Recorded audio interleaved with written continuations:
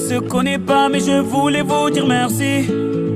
Si vous saviez combien vous avez changé ma vie, sans vraiment le savoir, vous avez fait de la magie.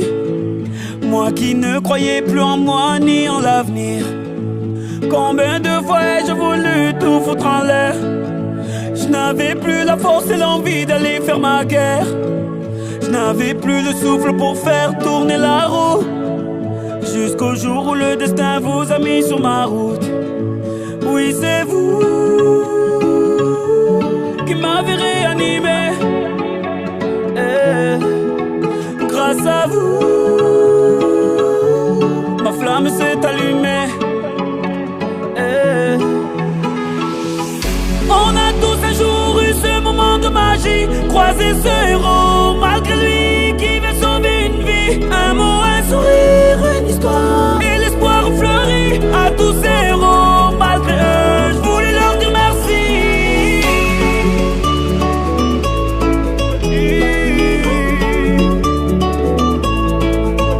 On ne se connaît pas, mais vous m'avez tellement appris.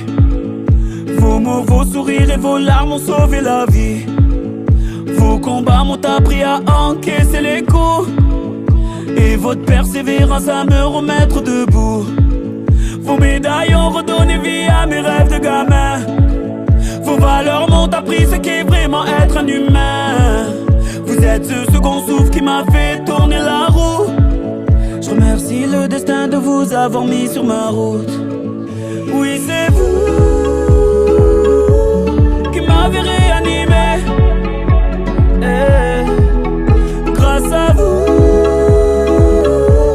ma flamme s'est allumée. On a tous un jour eu ce moment de magie, croisé ce héros malgré lui qui veut sauver une vie. Un mot, un sourire, une histoire, et l'espoir fleurit à tous ces héros. Malgré eux, je voulais leur dire merci. La la la la la la, oh oh, la la la la la la, oh oh, la la la la la la, oh oh, la la la la la, oh. Je ne veux pas vous déranger ni vous embarrasser. J'avais tellement besoin de voir mon héros et de lui dire merci. Ces mots vous sont adressés, peut-être qu'ils feront l'effet que vous avez eu sur ma vie. On a tous un jour eu ce moment de magie, croisé ce héros malgré lui qui veut sauver une vie. Un mot, un sourire, une histoire, et l'espoir fleurit à tous ces héros. Malgré eux, je voulais leur dire merci. Les annonces qui ont été faites par le gouvernement et les 6 milliards qui ont été lâchés, bien que ce soit très insuffisant, c'est pas le produit des discussions qu'il y a actuellement dans le Ségur de la santé. Ça n'a rien à voir, parce que le Ségur de la santé c'est du blabla à 2 balles.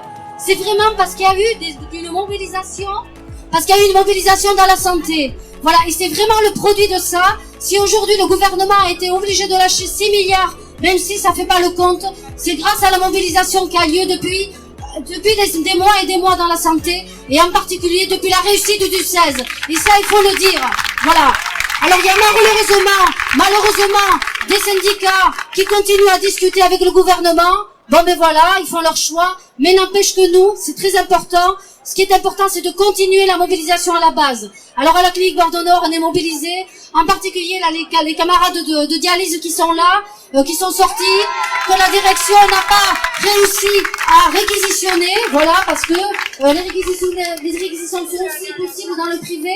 Mais encore faut-il, comme les salariés courent plus vite que la direction, ils n'ont pas réussi. Pareil, il y a des collègues des urgences qui sont en grève, qui n'ont pas pu venir là, mais qui travaillent régulièrement dans le service. Voilà, parce que effectivement, dans le privé aussi, on se bat aussi pour les 300 € pour tous, parce qu'on est des salariés avant tout, on est tous des salariés de la santé, on a tous les mêmes revendications. Alors évidemment, c'est choquant aujourd'hui, quand les patrons du privé réclament de l'argent de l'État pour nous augmenter, alors qu'ils mettent les bénéfices dans la poche. Ça, c'est inadmissible. Nous, ce qu'on dit nous-mêmes ici à la CGT Santé Privée, c'est qu'au moins les bénéfices réalisés doivent au moins directement aller au salaire. C'est ce qu'on a revendiqué là aux dernières négociations salariales. Évidemment, la direction nous a répondu par une fin de non-recevoir, mais on continue à se mobiliser. C'est pour ça qu'on est là aujourd'hui. en nous disant qu'elle n'a pas d'argent, alors que de l'argent, il y en a. Il suffisait qu'ils mettent l'ensemble des bénéfices dans les salaires, et ils auraient pu tout de suite nous augmenter de 60 € pour tous net. Voilà, de salaire. Donc ça, ils n'ont pas voulu le faire.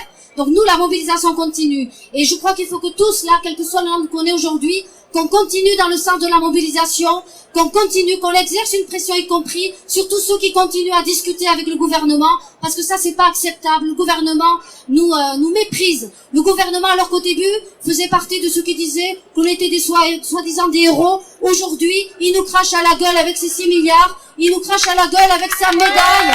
Il nous crache à la gueule avec son défilé. C'est pas ça qu'on veut.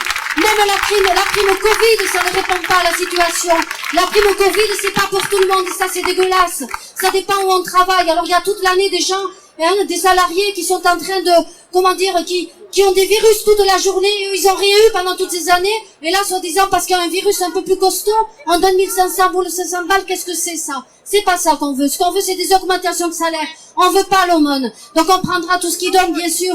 On va pas leur laisser. Mais n'empêche que ce qu'on veut, c'est continuer dans le sens de l'augmentation des salaires. Donc il faut que partout où on est, même si on est aujourd'hui moins nombreux que la dernière fois, il faut qu'on soit persévérant. On continue, chacun on est, à convaincre nos collègues qu'il faudra sortir après, qu'il faudra se battre, qu'il faudra préparer les grèves, même si c'est compliqué, en particulier dans le privé, parce que nous, à la clinique, il y a déjà des représailles contre les grévistes du 16 et contre les grévistes du 18, mais on veillera à tout ça. Donc, quelque part, il faut continuer, on n'a pas le choix, à la fois dans la santé, mais partout. Parce que la crise, elle touche tout le monde, la santé, mais elle touche aussi, malheureusement, tous les ouvriers, partout, tous les salariés, tous les licenciements, tout le monde entend bien tout ça. Donc c'est un mouvement global qu'il faudra. Pour ma part, je pense que l'argent doit servir pour l'hôpital et pas pour le capital. L'argent doit servir pour augmenter, revaloriser vos salaires. L'argent doit servir pour l'investissement à l'hôpital. Et l'argent doit être fait pour répondre aux besoins de l'humain et aux besoins de la planète. Pour toutes ces raisons, nous avançons l'idée qu'il faudrait également avoir un moratoire contre effectivement les fermetures de lits, les fermetures d'hôpitaux. Et je soutiens l'action pour sauver l'hôpital Robert Picqué. Nous sommes mobilisés pour sauver les hôpitaux, pour sauver vos emplois, pour sauver notre santé. Vous pouvez compter sur les élus communistes. Bonjour à tous. Si nous sommes ici, effectivement, c'est pour sauver les hôpitaux et c'est aussi pour les personnels qui souffrent, qui sont très mal payés, sous-payés en France, dans toute la France, dans le public comme dans le privé. Dans le privé, l'argent il va principalement aux actionnaires. Dans le public, il n'y en a pas.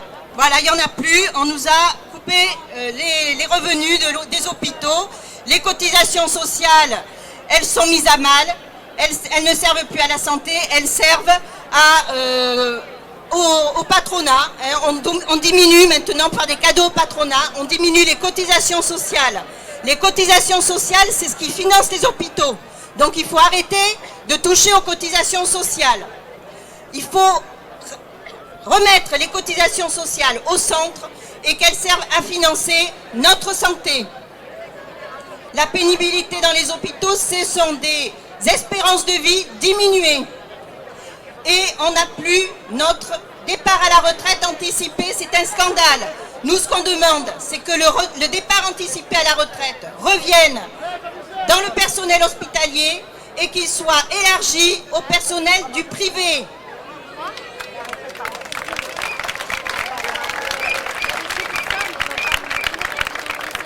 Ce service de pointe, la chirurgie cardiaque lourde, travaille dans des conditions inadmissibles.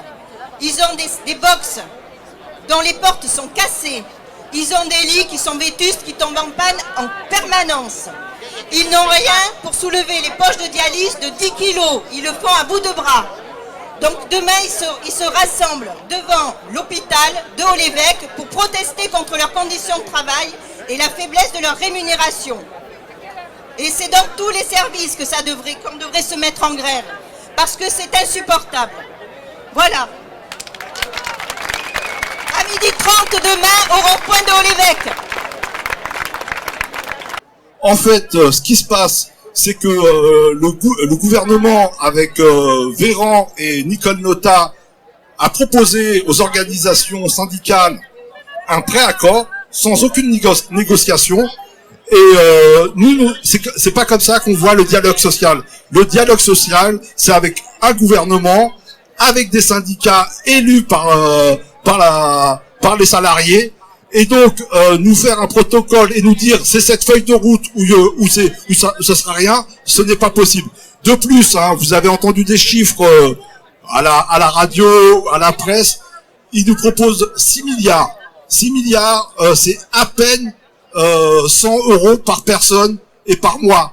Et encore, si on comptait simplement le public, mais c'est 100 milliards c'est 6 milliards comme l'a annoncé une de mes collègues avant moi, ça serait pour les EHPAD, pour les hospitaliers, pour le secteur privé. Nous avons chiffré, nous, à la CGT, qu'une enveloppe devrait être de 12 milliards pour pouvoir satisfaire les besoins d'augmentation de salaire de nos collègues. De plus, hein, très souvent, on a tendance à l'oublier, dans les hôpitaux publics, il y a de plus en plus de CDD qui occupent des emplois vacants. Donc ce que demande la CGT, c'est aussi la stagiarisation de ces personnels. C'est honteux que des gens attendent 5 ans, 6 ans, 7 ans avant d'être stagiaires. Ils sont là, il y a un poste, ils doivent être embauchés, ils doivent passer stagiaires. Sinon, la dernière question, effectivement, il y a l'histoire, l'histoire de Robert Piquet. Hein.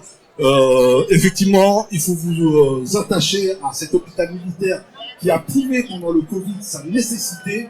Et on sait très bien que si ce gouvernement continue, on continuera à avoir des épidémies, on continuera peut-être à avoir des guerres. Cet hôpital est utile pour la population. Voilà, j'en ai terminé. Merci d'être venu.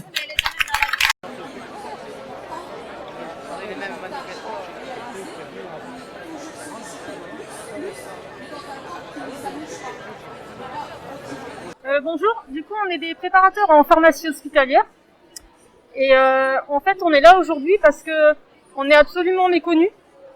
Peu de gens savent qu'il y a une pharmacie dans un hôpital et du coup on est vraiment oubliés, ne serait-ce que par le Ségur de la santé.